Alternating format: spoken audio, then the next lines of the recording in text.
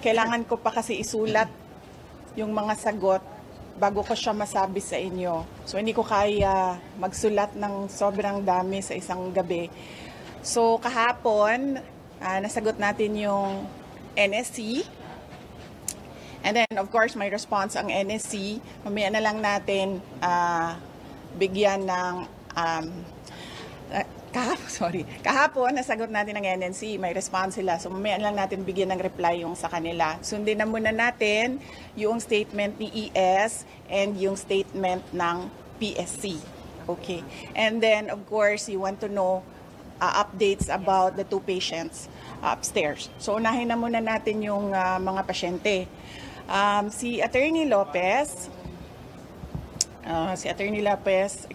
extended yung detention niya, no? So, meron siyang meetings today with all the lawyers. Nandiyan na rin yung kanyang mother who will join the meetings with the lawyers. So, antay na lang natin kung ano yung galawan ng mga abogado ni Attorney Zulaika Lopez. Health-wise, walang iyak today, kanina, walang iyak. Kausap niya yung mama niya, and dumating din yung best friend niya mula sa Davao City. So, nandyan sa taas. And kagabi naman, medyo late natulog. And ang pagkakaalam ko, ang endorsement sa akin kagabi, hindi daw masyado kumakain. So, meron silang request na i-encourage siya na kumain. Okay? And then next is Miss Gina Acosta. As you saw during the hearing yesterday, tumaas yung blood pressure niya, 150/100. And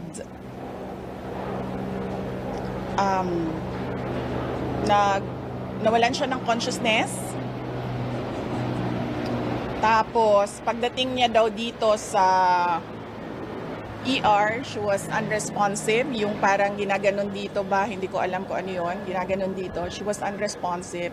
Pero na-okay naman siya then after. But merong mga nakita ang mga doctor na follow-up check. Kaya inadmit siya today. And then I visited her this morning. Nagpaalam din ako sa kanya.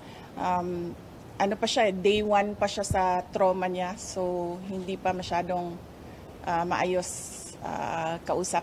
Tsaka medyo parang pagod. Yes, parang pagod siya. So, bigyan lang muna natin siya ng time na makausap yung mga doctors niya. And then, tanong natin sa mga doctors kung ano yung pwede sabihin. Tsaka sa patient kung ano yung pwede. Kagabi, nag-CT scan siya.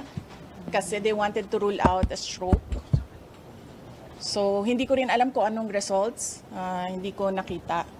Hindi din nasabi sa akin. So, tanong lang natin sa patient kung anong part ng medical,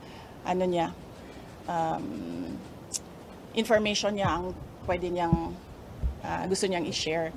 Kasi pinagalitan ako ni Nicole kagabi dahil binanggit ko daw yung panic and asthma attack niya na medyo na-traumatize yung family sa Davao. Yes. Ma'am, ano yung reaction ni Attorney Zulaika doon sa extension po ng contempt? Ang sabi niya, na daw siya, she'll take legal steps. Yun yung sabi niya sa akin. And then sinabihan ko siya na, well, hindi na ako sasali sa discussion dyan. Kausapin mo na lang yung mga lawyers mo. Anyway, nag-hire ka man ng lawyers mo. So, ngayon, isa-isa darating yun. Mag-usap sila. Tsaka nandyan din yung mother. Yun din yung sinasabi ng nanay niya because yung nanay niya is used to work for the courts in Davao City. So, merong alam sa batas. In court cases, yung mother ni Yusek Lopez. So, yun din ang sabi ng mama niya. We want to take this to the courts. I do not know with Miss Gina Acosta kasi hindi pa nga siya medyo makapag-isip ng maayos. Pero nasabi sa akin kanina na nag-video call na daw with family. Kasi yung next of kin niya nasa Davao din and some of the relatives nasa United States.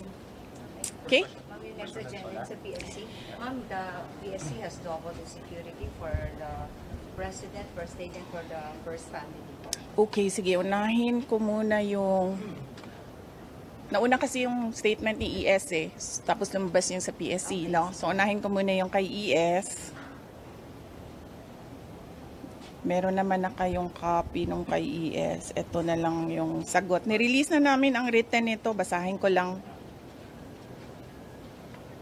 Tapos, yung NBI, I'm sure you want to ask about the NBI. Since hindi ko pa nababasa kung ano yung isi-serve nila sa akin, we will talk about NBI tomorrow. Pag-anuhin nyo lang muna ako kasi kailangan ko din isulat kung ano yung isasagot. So, give me time to read and think about it. Okay, so ito yung sa kay ES, no? This is a reply to the statement issued by the Presidential Communications Office on the order of Executive Secretary Lucas Bersamin dated November 23, 2024. The Marcos administration's insistence that the President's life is under active threat is ominous. I raise this caution as the President and his sycophants aggressively sell a narrative based entirely on my statement, which is taken out of its logical context. Bakit hindi nila pinapalabas kung ano yung question ng media? Bakit hindi nila pinapalabas kung ano yung una kong sagot? Bakit ang pinapalabas lang nila is the last, 4 words of my entire statement? They are building a narrative, and I'll tell you kung anong playbook ito. There is absolutely no flesh on the bone, and despite the absence of a reliable investigation, authorities were quick to consider this a national security concern. The diametric contrast and inaction are displayed when I have expressed in previous months threats to my person and the continuing threats to the lives of OVP personnel. Tossing the word assassin. Pakicheck. May sinabi ba akong assassin doon? Wala. So nilalagay nila doon sa narrative nila, assassin. And nilalagay nila sa narrative nila, murder plot. Into this issue, tossing the word assassin into this issue makes things even more terrifying for our country. And especially because I never used that term during my recent consternation against the Marcos administration's failure to serve the Filipinos while it masterfully persecutes political enemies. Common sense should be enough for us to understand and accept that a supposed conditional act of revenge does not constitute to an active threat. This is a plan without a flesh. Pag pinipilit mo siya na active threat siya, isipin ninyo ang buong mundo na nanonood. Ganito ba ang kapasidad ng mga Pilipino na mag-isip? Diba? Ba't wala silang pakialam dyan? Pero ako, nahihiya ako na ganito ang kapasidad ng mga tao sa administrasyon. I am confident that an honest scrutiny would easily expose this narrative to be a farce, imagined, or nothing at all. So, may question kayo doon. You said you were taken out of context, and you also mentioned that they have a playbook. Yes. That they're going by. Yes. So, can you explain to us that context, set it straight, Yes. and also explain to us that playbook that you're talking about? Okay, sige. So, the context is, what did I say? I was asked, do you know about the Roman... I'm sorry ha. I was asking for the transcription of all that I said. I did not get it before I came down. So I have a problem remembering the exact words. Yes. So there was a question about Romanov, and I said, well, this is the first time that I've heard of that. But I've been warned by 2 persons already. 2. Be careful. I forget now what the words were said, but I will review my notes and I will tell you what that one person said and how he said to be careful, and that one other person, what that other person said. So, tatlo na yon. One person warned me, another person warned me, and then I was asked during a press briefing by a media person if I know of these plans, if you can say the word, if that is the correct word to use here, plans. So I answered, I was asked Romanov, and then I answered, I was told by 2 people, this is the first time I've heard of Romanov, so that is the 3rd already. And I said, don't worry about my security. If they kill me, if I die, kapag pinatay ako, or kapag namatay ako, in the context of, don't worry about my security. So this means, pinatay ka. Diba? Kasi hindi ka naman mamamatay by heart attack in relation to your security. Diba? So, pag namatay ako, I already asked a person to take revenge against 3 individuals. So, my question now to the administration, is revenge from the grave a crime? So, but you already talked to a person. Yes. Do that. Yes. In the event that you get killed. Yes. Yes. So that much is clear. Yes. So I have to die first. They have to kill me first. They have to kill me first. So now they can't kill me anymore. Unless they want to die. And in the playbook that you were talking about. Yes, the playbook. The playbook. Remember, they are known for political persecution. They suppress and oppress opposition. And then somebody was assassinated on the airport tarmac. Diba? They oppress and suppress, and the people were getting angry, frustrated, and what did they do? They created a scenario that there is a national emergency. They, set bombs to create a scenario that there is a national emergency. And then they assassinated their political enemy. So that's the playbook. We already saw that in history. So that is my proof. Pero Vice, Yes. based Ang hindi lang po nagawa ni Benigno Aquino Jr., kaya po hindi siya ano bang tawag yan? Revenge. Anong revenge? Nakaganti. Hindi siya nakaganti. Kasi hindi siya nagbilin. Diba? Kaya, hindi nakaganti si Benigno Aquino Jr. kasi hindi siya nagbilin. But you know, Benigno Aquino Jr. is not Sara Duterte. So, ibang tao din siya. Ibang tao din ako. Vice, right now, sabi ng Department of Justice, ongoing na yung kanilang ginagawa na investigasyon. Okay. So, Sir, based dun sa naging statement yun. I have to cut that, sir, because I have to read the subpoena. I've not read it, so I need to write an answer.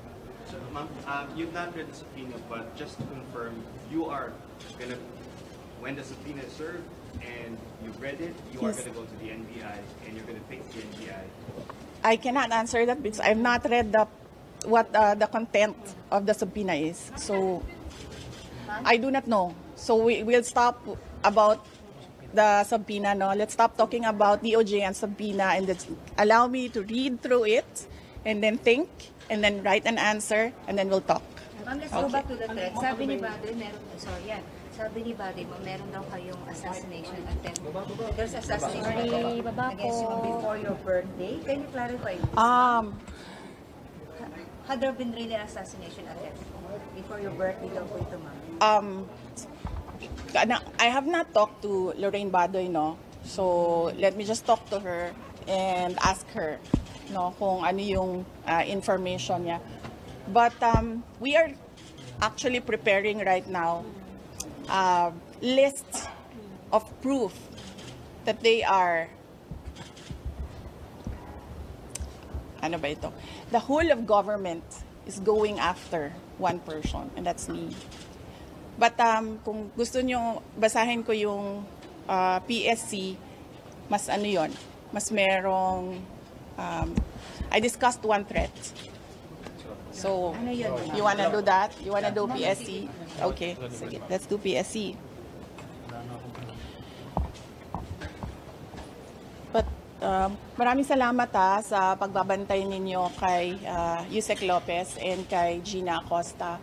And pakiusap ko lang na bantayan ninyo siya kahit mag-shifting lang kayo, maiwan lang isa just to make sure na, kasi may takot din yung nasa taas na, actually ang takot ni Yusek Lopez lagi sa gabi. Oo, kasi tulog lahat ng tao, nagpapahinga lahat ng tao. Walang makakapalag. So maraming salamat. Okay, PSC tayo. This is in response to the statement of the Presidential Security Command dated 25 November 2024. The Vice President Security and Protection Group was created and became an armed forces of the Philippines-wide support and separate unit by virtue of the Department of National Defense Order signed by former Secretary Delphine Lorenzana dated June 20, 2022, with a corresponding AFP table of personnel and equipment. This was a move to distinguish the security of the Vice President and make it independent. After I resigned from DepEd, nakikita nyo na yung pattern, after I resigned from DepEd, the unit was unceremoniously assigned as a unit under the Presidential Security Command. July 9, 2024, ang order ng DND.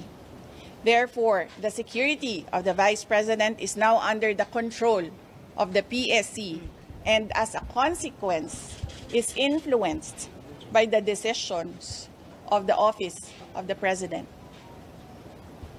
Presuming that the PSC is still a non-partisan professional organization, why is the command eerily quiet on the documented threats to me, my family, and the OVP personnel? The silence, ito, natural assumption ito nating lahat. The silence is proof that the inclusion of the VP SPG in the PSC is clearly to undermine my security and nothing else. So that's one threat. Bigyan ko kayo ng listahan ng madami with proof. Ito, with proof. There's a DND order. Separating your security. Yes, no. Tucking my security under PSC, which is influenced Yes. by the decisions of the Office of the President. So ano yan? Lahat ng galaw ko, lahat ng ginagawa ko, kung saan ako, alam niya, alam nila. So anong gagawin nila? Anong value ng information sa kanila after ako mag-resign sa DepEd?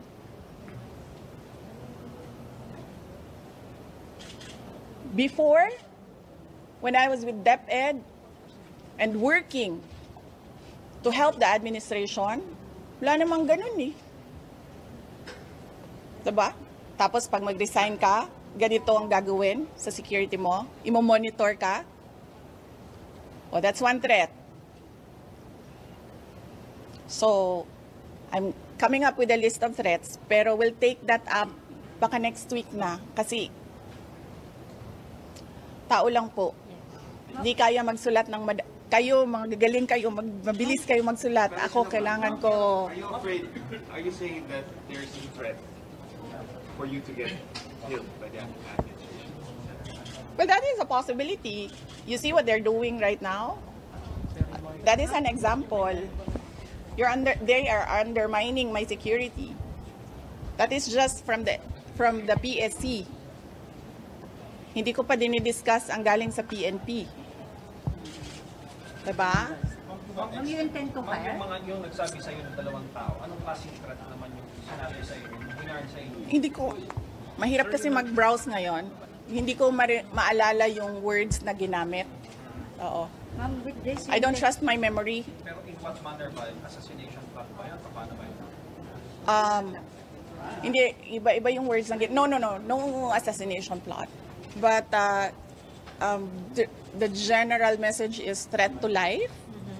Yes. Ingat lang yung something like that. Oo, wag nyo lang muna i-quote ha, kasi hindi ko maalala. I don't trust my memory right now, so I need to review the notes so that I give you a verbatim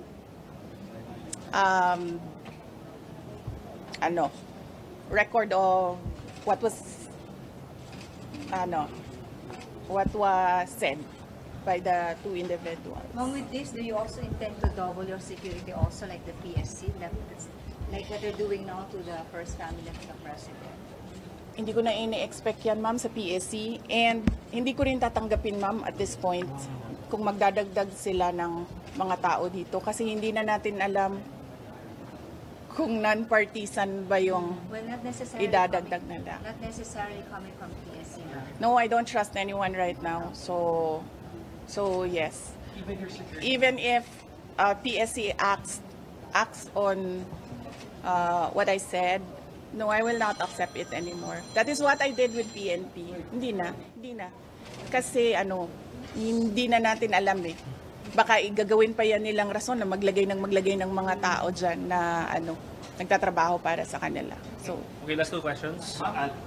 Do you share the same sentiments as your father, former president? Last night, what he are said, his sentiments? So last night, he asked the military if they would continue to support fractured governance and a leader who is a drug addict. I agree. So, sandali. I agree with fractured governance. I was a member of cabinet. So, I have personal knowledge. I agree with fractured governance. I agree with the assumption that he is a drug addict because he continuously refuses to do a drug test. Napakadali naman, di ba? Tulad ko, napakadali naman. Sinabi ko kaagad, gusto niyo ng neuropsychiatric test o kung ano pa man yung test na gusto niyo i-take ko, gusto niyo ulitin ko yung bar exams, lahat yan gagawin ko. No questions asked. Gusto niyo ng drug test? Sabi ko, dagdagan ko pa ng drug test. Napakadali gawin sa akin yan. Ngayon kaagad na araw na ito, gawin natin yan. Pero, lahat, sabi ko nga, sisimulan namin sa Office of the Vice President ang drug test, kaming lahat. Diba? So, dapat, tayong lahat sa gobyerno, mag-drug test tayong lahat. Lahat ng mga congressman ninyo, drug test nyo. What about the question for the military? Who will go support? No, I do not agree with that. So, as I said, i-qualify nyo yung answer ko, I agree with the fractured government. I have personal knowledge. I was a member of cabinet. I agree with the assumption that he is a drug addict. I think, mine is assumption. I think the former president has evidence that he really is a drug addict. So, pareho-pareho lang din yun. Ma'am, are you a threat? Sorry. Sabi ko nga, diba, kailan ba yon nagsalita ako, Sabi ko, dalawa lang naman hinihingi natin. 'Di ba? As politicians, ibigay natin yung pangako natin sa mga tao. 'Di ba? Ako, bumoto ako. Kasi sinabi 20 pesos ang per kilo ng bigas. And that would help so many families right now. 'Di ba? Pangalawa, tingnan natin ang katinuan ng lahat. 'Di ba? Pa-drug test nyo din yung AFP. Pa-drug test nyo din yung lahat ng PNP. But somehow, hanggang ngayon, OVP pa lang din ang papadrug test. I wonder why. Last question, please. Reconciliation between you and the President. No, hindi ako tao na nagpapaareglo. Tsaka hindi ako tao na nabibili ng pera. Ma'am, are you a threat na to national security? Am I a threat to national security? What they are doing to me is a threat. Sagot ko yan sa NSC. Mamaya, bukas. Okay. May nabanggit Diba? kayo na bibinigay sa inyo sobre si First Lady Lisa Araneta Marcos. Para saan ba yun? Ano purpose ng millions na yun? Yes, Sabi? I'm waiting for that question to come up in the committee hearing. So let's wait for that question to come up in the committee hearing. Friday, will you be able to attend the next hearing po? Just like yesterday. Yes, I'm free on Friday. Tomorrow I'll be in Basilan, and then Thursday I'll be in Lingayen, Pangasinan, and then Friday I'm free. So you're ready to answer all their questions now? I will answer my questions because I need to be there to help the other OVP personnel. They have expressed that they feel safer and they feel more comfortable if I am with them. But I will not be recognized if I don't take my oath. So I am forced to take my oath and answer questions under oath because I cannot take care of the OVP personnel.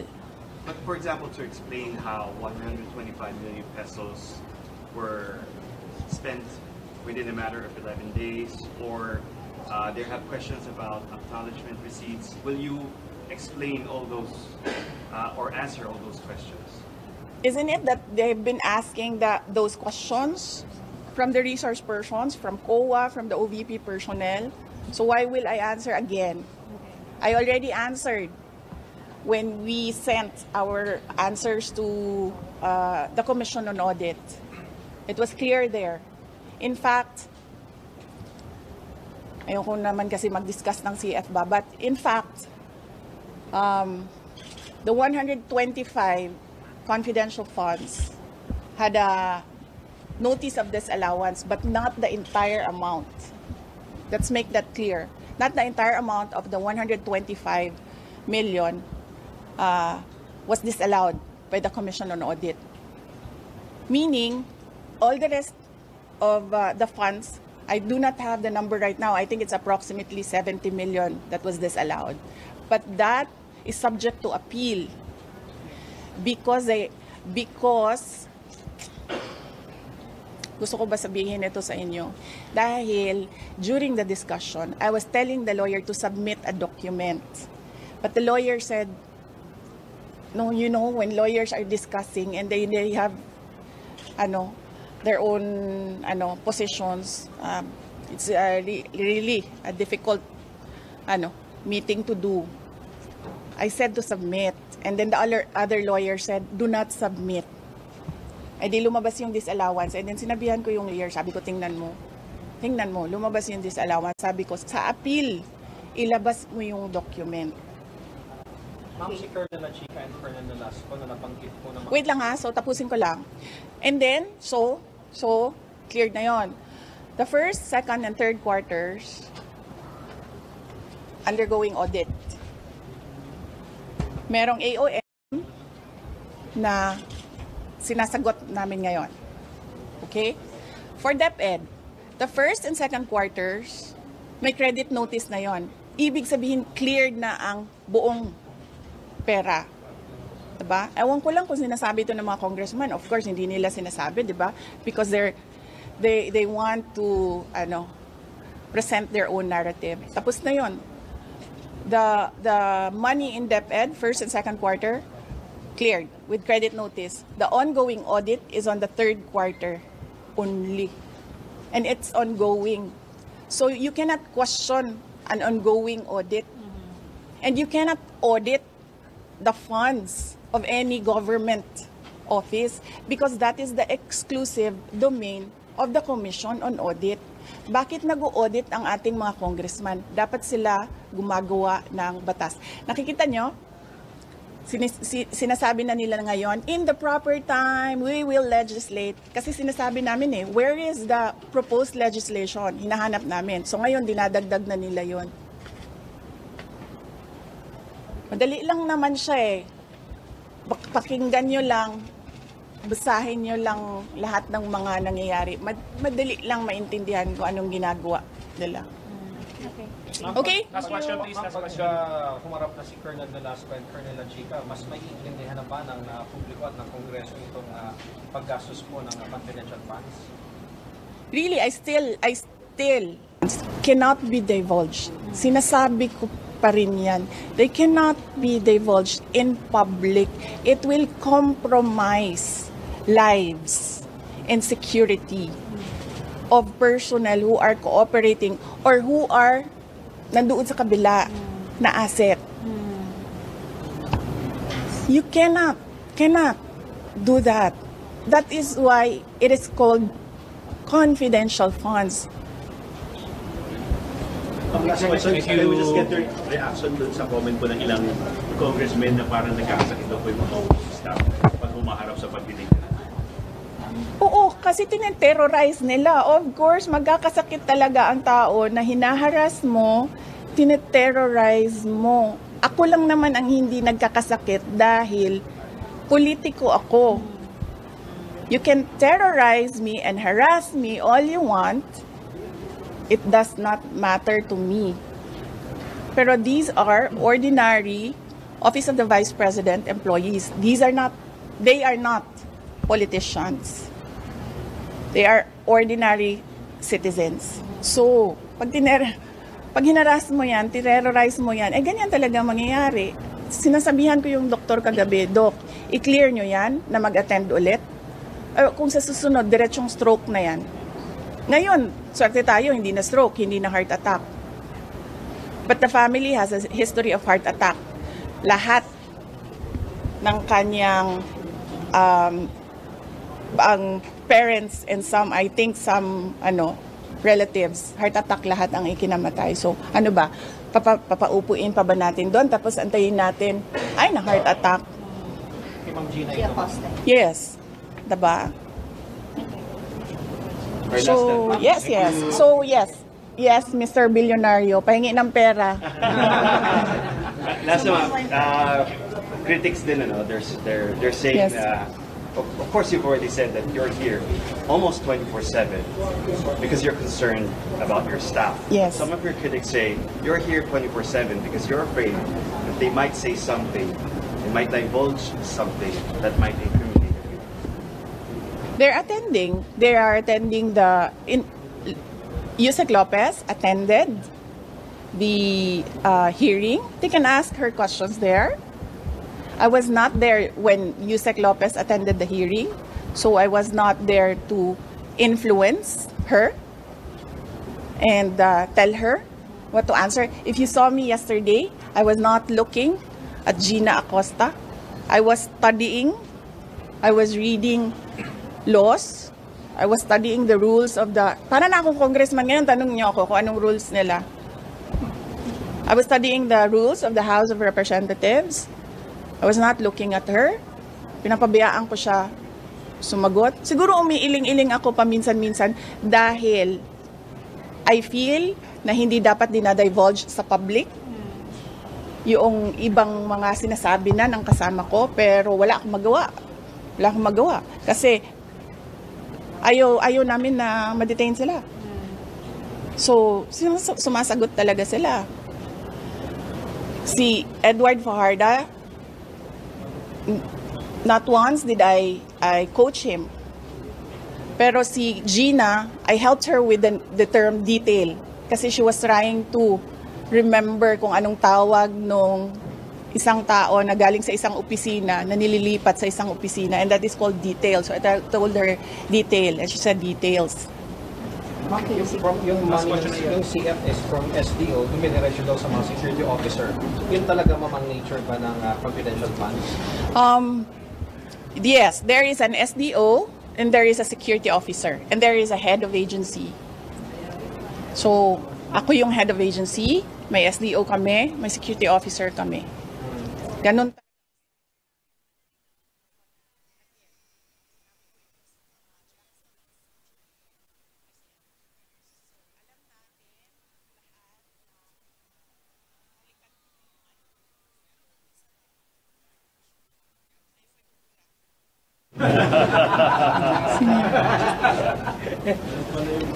Saan galing yan? Ayun!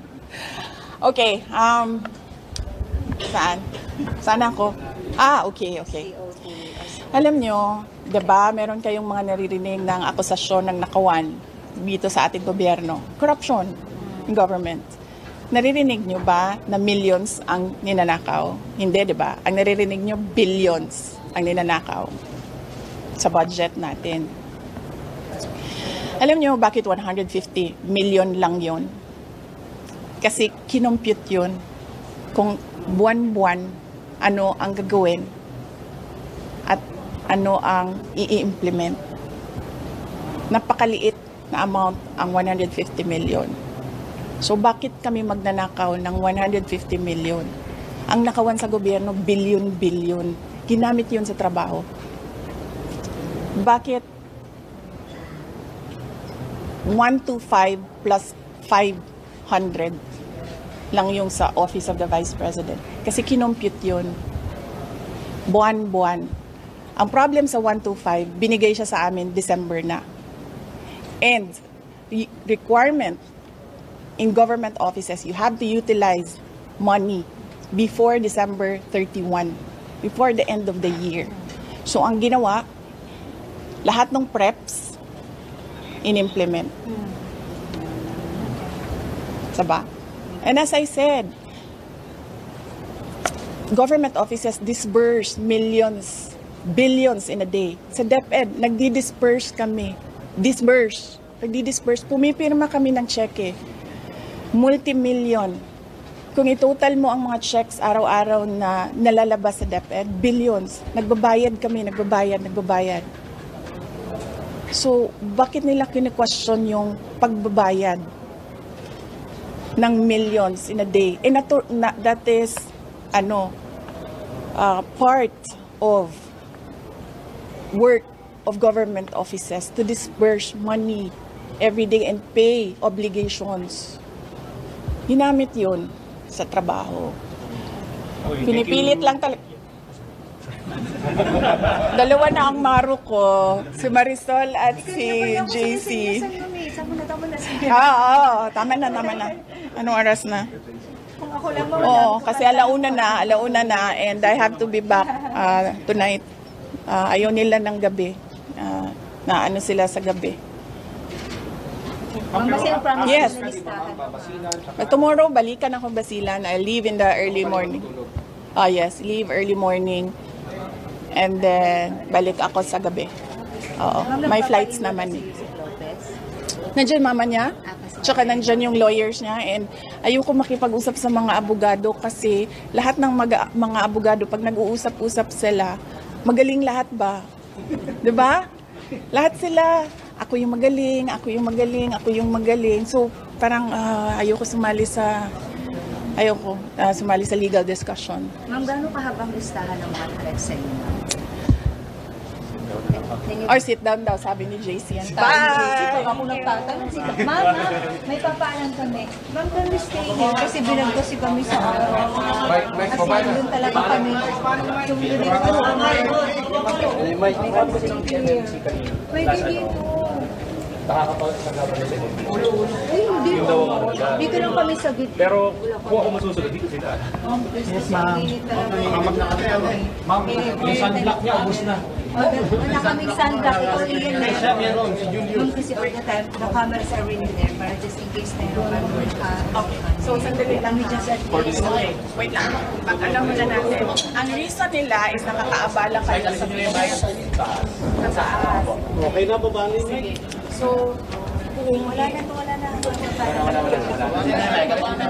So kung hindi sila papayag kasi nga primordial yung patient care is primordial for them kasi sila yung nag-aalaga ng patient. Pwede ba kami mag-negotiate sa care? Kami na mag-provide. Is it better? 10 daw. 10 na lang, Okay, pwede. we will provide on tayo. Mag-ano kami ng 10. Kasi double 10 lang natin para dalawa yung sulihan. Huwag na kayo mag-request ng urine. Natin yung building. Wala rin maingiti. Puno. Malawak ang puno. Hindi kayo tatayo. Ma'am, kapaselfie lang daw ang mga bata. Nandito kayo, ma'am. Sino? Wow.